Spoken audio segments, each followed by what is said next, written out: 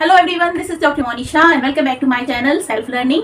UGC NET paper 1 की लगातार preparation कर रहे हैं हम। जो लोग आज पहली बार देख रहे हैं वो हम इस वीडियो को पूरा जरूर देखिएगा और अगर आपको अच्छा लगता है तो फिर हमसे जुड़कर हमारे साथ अपनी प्रिपरेशन को आगे बढ़ाइएगा। आज हम पढ़ने वाले हैं क्लासिफिकेशन। क्लासिफिकेशन का मतलब क्या होता है, कुछ क्वेश्चंस आपके सामने आते हैं पेपर 1 में जिसमें 4 नंबर आपको दिए हुए होते हैं और 4 नंबर में से बोला जाता है इसमें से ऑड क्या है, अलग क्या है, उसको छांटना है, उसको अलग से आपको बताना है। तो आपको वो क्वेश्चंस यहाँ पर करना है। कुछ मैं यहाँ पर एग्जांपल्स लेकर आई हूँ जिससे कि मैं आपकी प्रैक्टिस करा सकूं। जिस तरह से कल जो हमने बात करी थी ब्लड रिलेशन के क्वेश्चंस की और रीजनिंग के क्वेश्चन की, उनमें बहुत सारे क्वेश्चन मैंने शेयर कर दिए थे टेलीग्राम पर, तो वो आपकी प्रैक्टिस के लिए है। वैसे ही इनके क्वेश्चंस भी मैं आपको शेयर कर दूंगी उनके आंसर के साथ में, जिससे आप प्रैक्टिस कर पाए। चलिए स्टार्ट करते हैं आज का सेशन। तो देखिए इसमें हमको क्वेश्चन पूछा जा रहा है कि इसमें से अलग क्या है ना। ये फर्स्ट हमारा क्वेश्चन है। इसमें 4 ऑप्शन दिए गए हैं तो आपको ये देखना है कि इनमें से अलग क्या है। 773, 674, 962 और 751।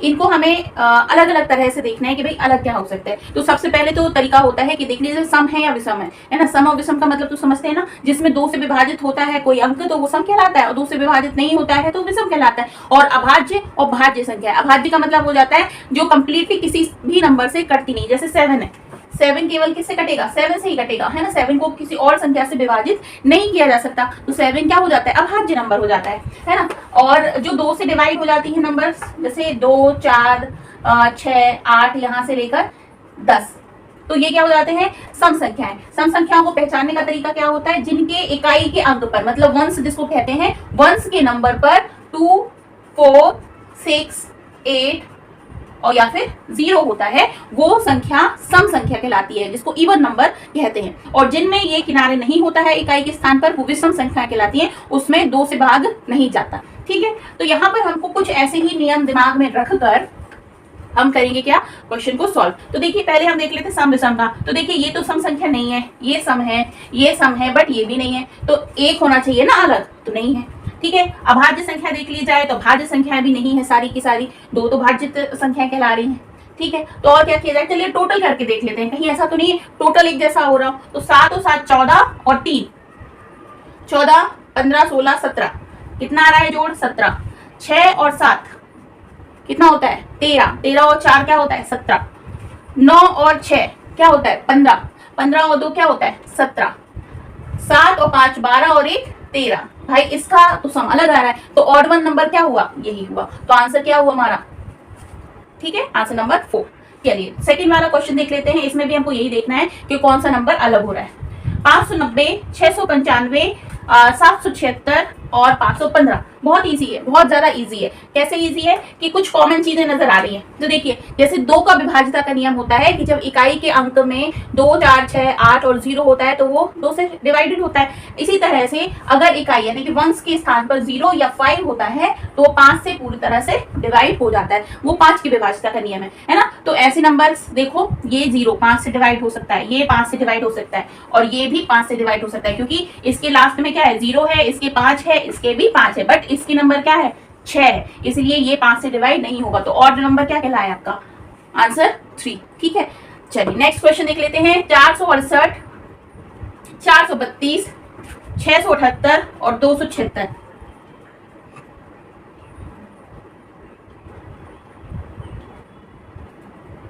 इसमें देखिए क्या सही होगा आंसर,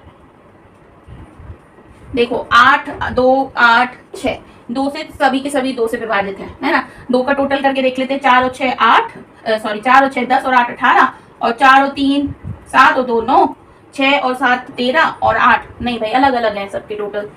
और क्या हो सकता है, और क्या लगाओ, दिमाग लगाओ। 4 6 8, 6 7 8, 2 4 6। आपको कुछ समझ में आ रहा है, ये असेंडिंग ऑर्डर में नंबर्स हैं। 4 सबसे छोटा है, 6 उससे बड़ा है, 8 उससे बड़ा है। ठीक है, 6 सबसे छोटा है, 7 उससे बड़ा है, 8 उससे बड़ा है, मतलब ये भी असेंडिंग ऑर्डर बढ़ते क्रम में। 2 छोटा है, 4 उससे बड़ा है, 6 उससे बड़ा है। लेकिन यहाँ पर 4 3 2 ये घटते क्रम में है ना। यहाँ पर क्या आ रहा है, ये बड़ा है और ये छोटा है, तो इसलिए ऑड नंबर हो गया ये। ठीक है ना, सिंपल है ना, थोड़ा सा बुद्धि का इस्तेमाल करना है। अगला क्वेश्चन देख लेते हैं। 556, 676, 887 और 937। बताइए इसमें क्या होना चाहिए,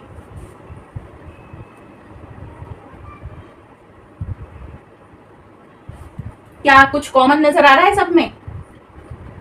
इसमें देखो क्या है, 2 अंक बार बार आए हैं, इसमें भी 6 और 6 2 बार आया है, इसमें 8 और 8 2 बार आया है, लेकिन इसमें कोई भी अंक रिपीट नहीं हुआ, जबकि इन सभी में अंक जो है वो रिपीट हो रहे हैं। तो आंसर क्या हुआ हमारा? डी। ठीक है, क्या लिखा है मैंने? ए बी सी डी लिखना चाहिए ना, चलो कोई बात नहीं, समझने में आना चाहिए। चलिए नेक्स्ट क्वेश्चन है 14 16 48 37। 14 16 48 37।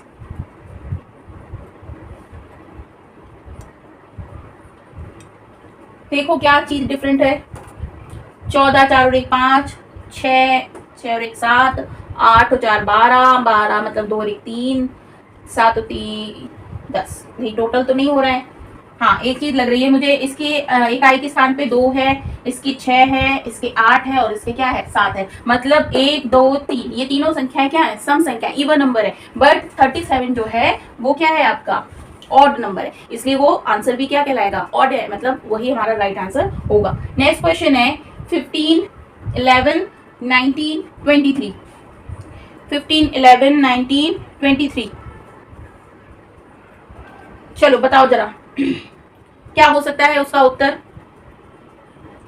देखिए विभाजित के नियम देख लो तो 2 3 के तो नहीं है, है ना?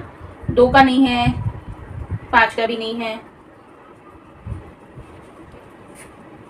11 किसी भी अंक से विभाजित नहीं होती है। 11 को केवल 11 से ही विभाजित किया जा सकता है ना? 19 को केवल 19 से, 19 भी किसी से डिवाइड नहीं होती, और 23 भी किसी से डिवाइड नहीं होती। लेकिन 15 जो है वो किससे? 3 से डिवाइड भी होता है, 5 6 15, और 5 से डिवाइड भी होता है। इसलिए ये क्या है? इवन नंबर है, सॉरी भाज्य नंबर है ना? और इवन नहीं होगा, इवन तो सम नंबर कहलाता है। ये क्या है?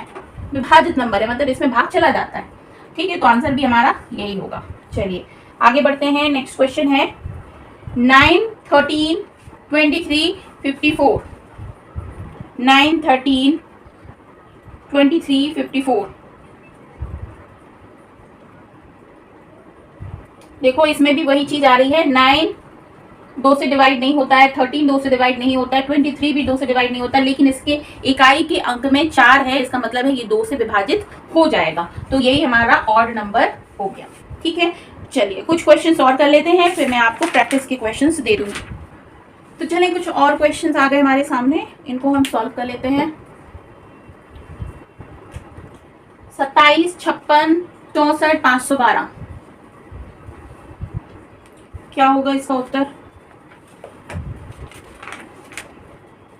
कुछ कॉमन चीजें नजर आ रही हैं।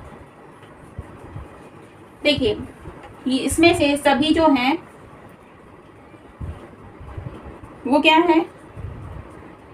कुछ नंबर्स देखिए, जैसे ये है 3 इंटू 3 मतलब 3 का पावर 3, 3 3 9 और 3 27, 64 हो जाता है। किसका? 4 का, 4 चौको 16 चौको 64। 512, 512 किसका हो जाता है? 8 का, 8 इंटू 8 64 और 8 तो हो जाएगा 64, 8 चौको 32, 512। ठीक है ना? तो इसमें से सिर्फ यही एक नंबर है जो किसी का भी क्यूब नहीं है, बाकी सारे नंबर जो हैं वो किसी ना किसी का क्यूब है ना? चलिए नेक्स्ट देख लेते हैं। 699, 789, 682 और 798। क्या है अलग इसमें?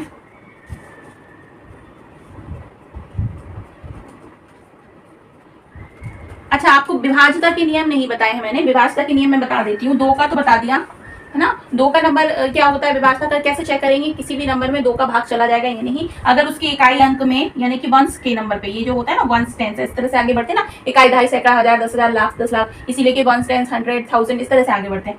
तो जब 2 4 6 8 और 0 होता है तो वो 2 से डिवाइड हो जाता है किसी भी नंबर में। ठीक है, नेक्स्ट है अगर 3 का बोला जाए कि 3 का विभाज्यता का नियम क्या है, तो अगर किसी नंबर, जैसे लिखा है मैंने 212, अगर किसी नंबर को जोड़ दो, 2 और 1 3 और 2 5, है ना? अगर ये जोड़ दो और जोड़ने पर जो अंक आए उसमें अगर 3 का भाग चला जाए तो ये 3 से विभाजित हो जाएगा, लेकिन जोड़ने पे क्या अंक आ रहा है? 5, 5 3 से विभाजित नहीं होता है। लेकिन अगर 213 लिखा हो तो 2 और 1 3 और 3 6, तो 6 जो है वो 3 से डिवाइड हो जाता है, तो 213 भी 3 से डिवाइड हो जाएगा, है ना। 4 का विभाज्यता का नियम क्या है? 4 का विभाज्यता का नियम ये है कि अगर कोई नंबर लिखा है ज्यादा नंबर्स का, जैसे कि 2 4 5 2 0, तो लास्ट के 2 नंबर्स में अगर 4 का डिवीजन हो जाता है तो 4 पंचे 20, तो ये पूरे नंबर में भी 4 का डिवीजन हो जाएगा, 4 से भाग चला जाएगा कंप्लीटली, बिना कोई शेष बचे। ठीक है, नेक्स्ट है 5 का। तो 5 का मैंने आपको बताया कि 0 और 5 इकाई के अंक में, यानी कि वंश के नंबर पे 0 और 5 होता है तो वो पूरा नंबर 5 से डिवाइड हो जाता है। ठीक है, और ज्यादा फिर उसके बाद में 9 का भी 3 के जैसा ही है, जो नंबर 3 से डिवाइड होगा, 9 से डिवाइड होगा, वो 3 से हो ही जाएगा, क्योंकि 3 9 का ही स्क्वायर करने पे आता है। ठीक है ना, तो ये है। तो ये नंबर्स हमें कुछ याद रखनी है ताकि समझ में आ जाए कि अगर जल्दी से करना हो। तो अब यहाँ पे नेक्स्ट क्वेश्चन है 699, 789, 682 और 798। इसमें क्या देखा जाए? देखिए, अगर मैं कहूँ कि सम संख्याएं हैं 2 से विभाजित, तो ये भी होगा, 2 से ये भी होगा, क्योंकि ये 8 है और ये लास्ट में 2 है ना, पर ये 2 नहीं होगा, पर हमको तो एक और छांटना है ना। 699 को टोटल करो जरा, 3 से डिवीजन हो रहा है कि नहीं? 6 और 9 क्या होता है? 9 और 6 15, 15 और 9 24, 24 यानी कि 3 से डिवाइड करो तो 3 एकम 3, 3 7 21, 3 8 24, कंप्लीटली भाग चला जाता है। इसको करो 7 और 8 और 9 सबको जोड़ते हैं, तो 9 और 8 क्या होता है? 17, 17 और 7, 17 और 7 कितना हुआ? 24, 24 24 से होगा ना, 18 19 20 21 22 23 24। देखो 3 से डिवाइड हो जाएगा। 682 करो, जोड़ो भला, 6 8 और 6 14, 14 और 2 14 और 2 16, ये नहीं जाएगा। इसको देखो अगर 7 और 9 और 8, तो यही चीजें हैं, है ना, चला जाएगा, तो ये भी 24 आएगा। तो इसमें भी क्या होगा? 3 से डिवीजन हो जाएगा, बट इसमें नहीं होगा, इसलिए आंसर हमारा यही एक सही होगा। अगला क्वेश्चन देखो भाई, नेक्स्ट थोड़ा सा अलग टाइप से दिया है। इसमें भी आपको क्या करना है? ऑर्डर छांटना है। तो 67 19 71 11 41 19 और 61 15, क्या है अंतर? देखो इसमें क्या होना चाहिए कि 67 और 19 दोनों विषम संख्याएं हैं, 71 और 11 दोनों मतलब अभाज्य संख्याएं हैं, 41 और 19 दोनों ये भी अभाज्य संख्याएं हैं। लेकिन इसमें ऐसा है कि ये 61 जो है वो तो अभाजित है, लेकिन 15 जो है वो विभाजित संख्या है, मतलब उसमें भाग चला जाता है ना। तो उसका आंसर हो गया डी। नेक्स्ट क्वेश्चन है 24 12 36 27। इसका तो बहुत ही सिंपल है कि भाई ये सब सम संख्याएं हैं और यही क्या है? मतलब विषम संख्या है ना। विषम मतलब 2 से भाग नहीं जाएगा। फिर है 71 3 7 17, 67 71 3 5 और 41 5 3 47, 37 14 19 7। इसमें क्या होगा उत्तर?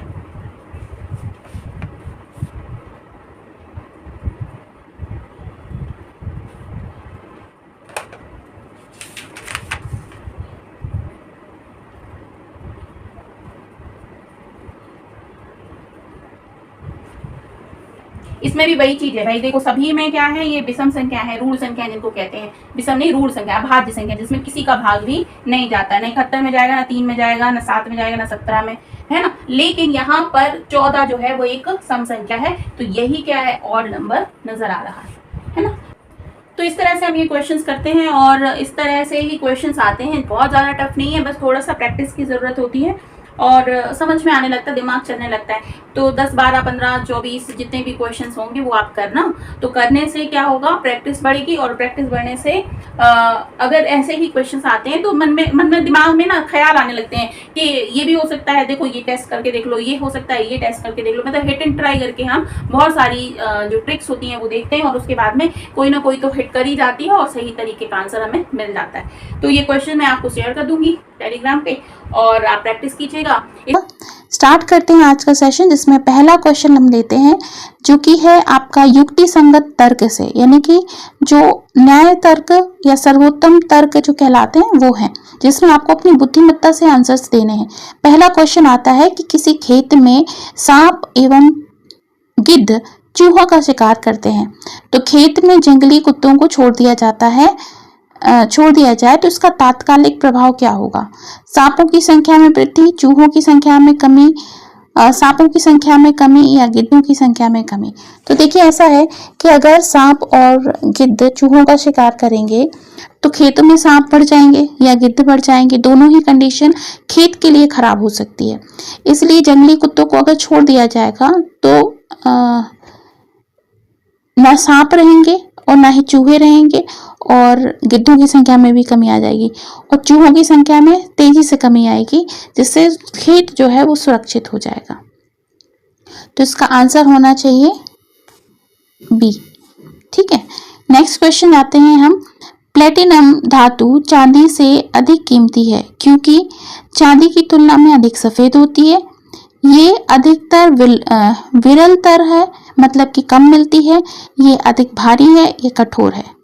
तो इसका आंसर ये होगा, जो जितना कम मिलता है ना उसके इम्पोर्टेंस उतनी ज़्यादा होती है, इसलिए उसकी कीमत भी उतनी ज़्यादा हो जाती है। तो प्लेटिनम जो धातु है वो कम मिलती है, इस वजह से उसकी कीमत अधिक है। लड़कियां श्रृंगार, मेकअप एवं आभूषण धारण करती हैं क्योंकि वे अपने दोस्तों को छिपाना चाहती हैं, वे सुंदर दिखना चाहती हैं, उन्हें सुंदर पति खोजने में मदद मिलती है, इससे पता चलता है कि उनके पास आभूषण है। इसका आंसर होगा वे सुंदर दिखना चाहती हैं।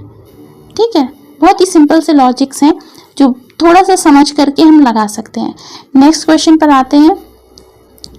कक्षा में पढ़ते समय अध्यापक की बातों पर ध्यान देना चाहिए क्योंकि इससे छात्रों को पाप नहीं लगता, इससे अधिक अच्छी तरह से समझ में आता है, इससे अध्यापक प्रसन्न होता है, इससे कक्षा में अनुशासन बना रहता है।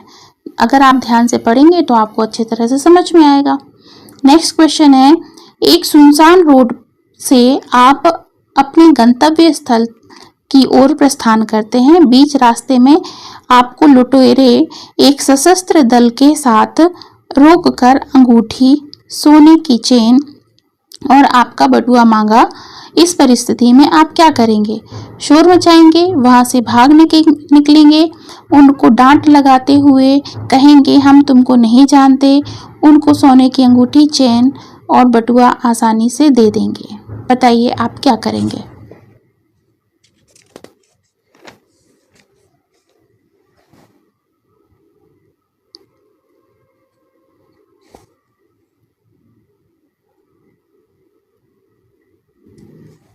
देखिए, अगर आप सुनसान रोड पर हैं और अपने गंतव्य स्थल तक जा रहे हैं, बीच में लुटेरे आते हैं, सशस्त्र दल है, मतलब उनके पास हथियार भी हैं और आपसे केवल ये मांग रहे हैं कि आपके पास जो कुछ भी आप उन्हें दे दो, वो आपको हानि नहीं पहुंचाएंगे, तो बुद्धिमत्ता तो इसी में कहती है ना कि भाई उनको जो भी है वो दे दो और वहां से सुरक्षित निकल आओ।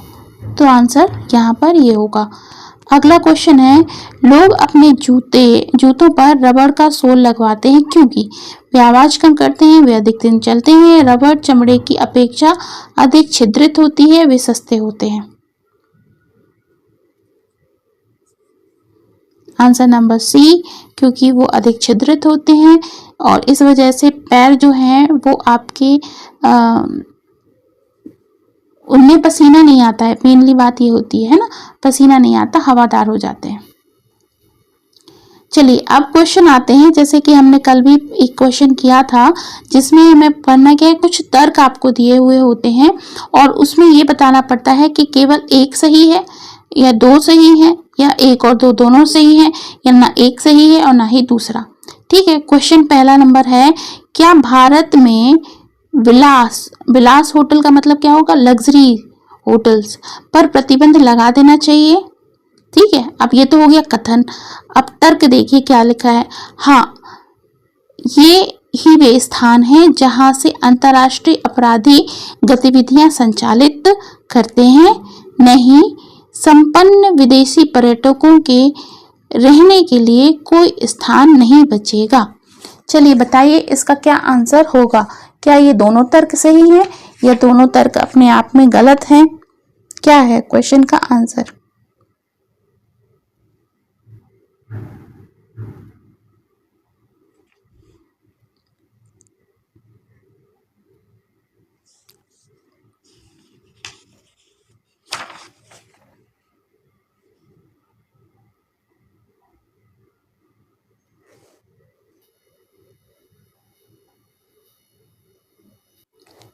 क्या होना चाहिए बताइए जल्दी।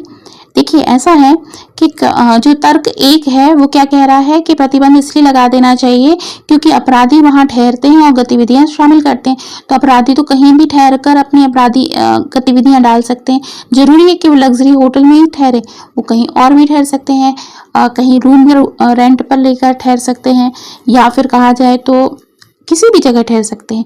लेकिन अगर होटल्स नहीं होंगी तो जो पर्यटन होगा वो प्रभावित होगा।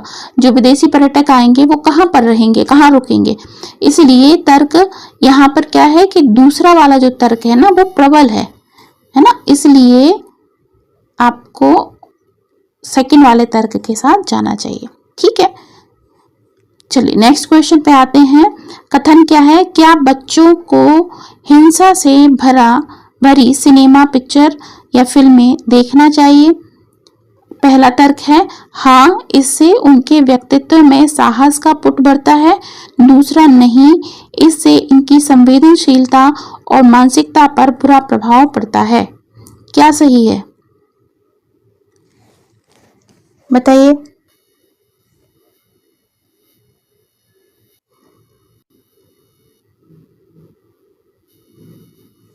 इसका भी दूसरा ही सही है, क्योंकि बच्चे अगर ऐसी मूवीज देखते हैं तो उनकी मानसिकता पर बुरा प्रभाव पड़ता है, इसलिए उन्हें नहीं देखना चाहिए।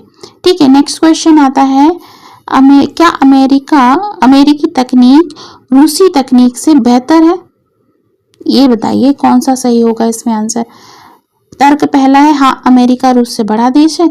नहीं, पहला अंतरिक्ष यान रूस ने भेजा। किस तर्क से आप कहेंगे कि अमेरिका की तकनीक जो है वो रूस की तकनीक से बेहतर है? तो देखिए, अमेरिका रूस से बड़ा देश है, ये कोई तर्क ना हुआ कि अमेरिका बेहतर है।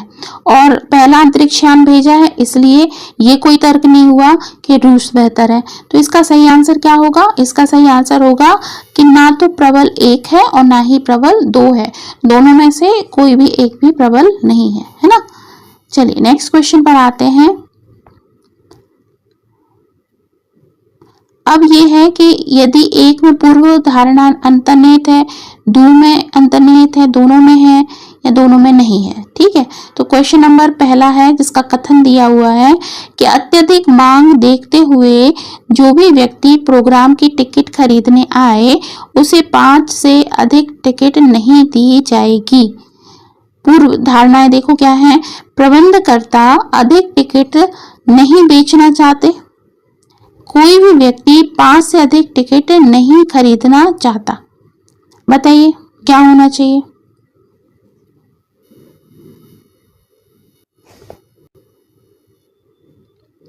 इसमें भी क्वेश्चन नंबर का आंसर जो होगा वो सी होगा कि यदि पूर्व धारणाएं 1 व 2 दोनों अंतर्निहित नहीं है ना, तो आंसर इसका होना चाहिए सी।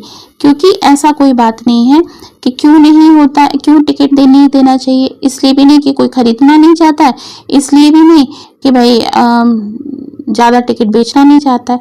तो दोनों ही जो धारणाएं हैं वो क्या है, गलत है। नेक्स्ट कथन देख लेते हैं। यदि अपने धन को 5 महीने में दुगना कीजिए, एक विज्ञापन, एक आश्वासन निष्कपट जेन्युइन नहीं है, व्यक्ति अपने धन को बढ़ता हुआ देखना चाहते हैं। क्या होगा इसका आंसर?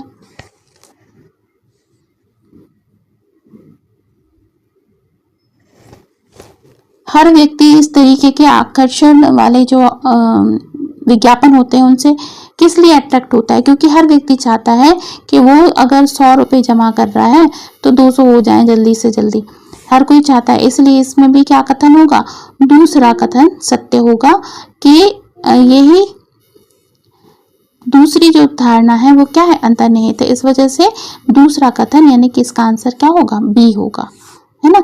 नेक्स्ट क्वेश्चन पे आते हैं। इस साल अगर वर्षा ठीक से नहीं होती है तो हम अच्छे अनाज का उत्पादन की आशा नहीं कर सकते। कृषि मंत्री का एक जनसभा को संबोधन है। तो पहला है, अनाज का उत्पादन अच्छी वर्षा से संबंध रखता है।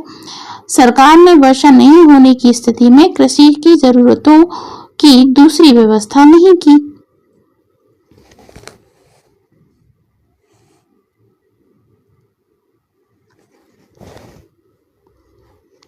देखिए कथन क्या लिखा है, इस साल अगर वर्षा ठीक नहीं हुई तो हम अच्छे अनाज के उत्पादन की आशा नहीं कर सकते हैं, कृषि मंत्री ने ये कहा। तो देखिए अच्छी वर्षा नहीं हुई तो क्योंकि अनाज का उत्पादन अच्छी वर्षा से संबंध रखता है, तो कथन हमारा जो पहला है वही सत्य हुआ, इसलिए इसका आंसर होगा ए। नेक्स्ट क्वेश्चन पर आते हैं, यदि आप एक बस में हैं, बस आपके स्टॉप पर पहुंच गई है परंतु बहुत भीड़ होने के कारण आप टिकट नहीं खरीद पाए, तो आप क्या करेंगे? परेशानी से बचने के लिए तुरंत बस से बाहर कूद जाएंगे, कंडक्टर को बुलाकर उसे पैसे देंगे और टिकट ले लेंगे, पास में बैठे किसी व्यक्ति को पैसे देंगे और कि वह उसे कंडक्टर को दे दे, ड्राइवर को पैसे देकर उतर जाएंगे। भाई आप टिकट नहीं ले पाए तो कंडक्टर को बुलाएंगे और उससे कहेंगे भाई तू पैसे ले ले और मुझे टिकट दे दे। तो आंसर नंबर बी। आपको पता चले, नेक्स्ट क्वेश्चन, आपको पता चले कि किसी व्यक्ति को आप अपना मित्र कहते हैं, वो आपको धोखा देता रहा, ठीक है, आप क्या करेंगे? उसके साथ संबंध समाप्त कर देंगे, उसके साथ आप भी धोखा करेंगे, उसे अपनी गलती का एहसास करा देंगे, अन्य मित्र को भी उसके द्वारा दिए गए धोखे के बारे में बता देंगे। क्या होना चाहिए इसका आंसर?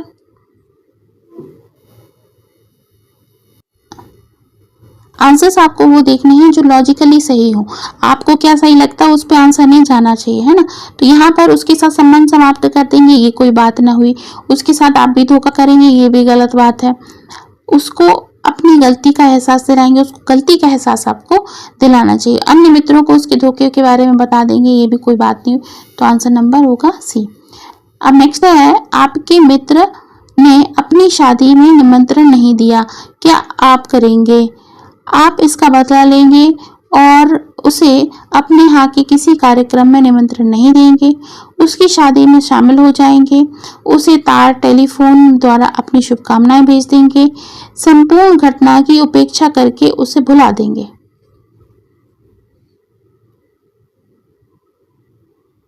क्या करेंगे आप?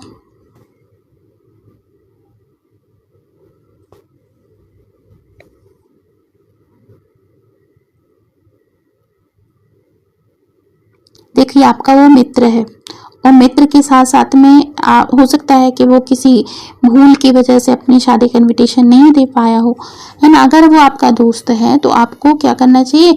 उसे टेलीफोन के माध्यम से, तार के माध्यम से अपनी शुभकामनाएं आपको भेज देनी चाहिए, ठीक है। तो ये थे कुछ क्वेश्चंस जो हमने आज सॉल्व करे, जो कि आपके लॉजिकल रीजनिंग से संबंधित है। अगर वीडियो अच्छा लगा हो तो लाइक करना, शेयर करना दूसरों के साथ में। और नेक्स्ट अब हम जो इंडक्टिव और डिडक्टिव रीजनिंग से संबंधित प्रश्न हैं उनको भी करेंगे, तो कल का सेशन देखना ज़रूर आप याद रखिएगा। चलिए मिलती हूँ कल फिर नेक्स्ट वीडियो में, तब तक के लिए अपना बहुत ख्याल रखिए। Bye bye.